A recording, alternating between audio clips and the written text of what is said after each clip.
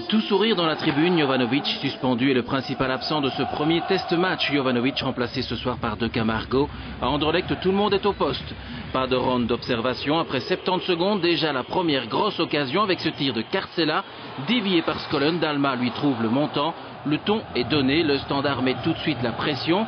Anderlecht bousculé et quelques secondes plus tard, tout heureux de voir la reprise de Witsel filer au-dessus de la cible. Anderlecht malmené a toutefois dans le premier quart d'heure la réussite de son côté. Pour la deuxième fois de la soirée, Skollen est sauvé par son poteau, cette fois sur un essai de De Camargo. Un poteau par-ci, une occasion par-là. En voilà une de plus pour De Camargo.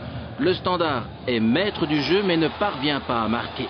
La fin de la première mi-temps est plutôt houleuse avec tout d'abord cette faute de Mikulic qui écope d'un carton jaune, synonyme de suspension pour le match retour. Mikulic échappe même peu après à l'exclusion pour cette poussée sur De Sutter.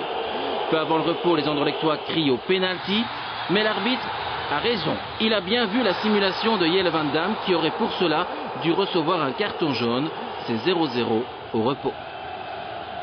Dominé en première mi-temps, Anderlecht est nettement plus convaincant en début de deuxième période. Sa première occasion est d'ailleurs la bonne, avec à la conclusion Lejar qui avait remplacé Gilles blessé. 1-0 après 52 minutes. Le marquage trop laxiste se paye cash. Lejar se montre ensuite dangereux sur coup franc.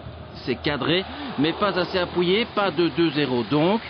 Mais bien, un but partout à l'heure de jeu. Kartsela trouve la tête de l'inévitable Mbokani qui ramène les deux équipes à égalité. Le Standard prend là une option sur le titre via le front de Dieu merci Mbokani, l'ex-Anderlechtois, maître dans les airs. Mbokani en pleine confiance, comme un certain Lejar et un certain Bolat qui empêche ici en deux temps le Sporting de reprendre l'avance.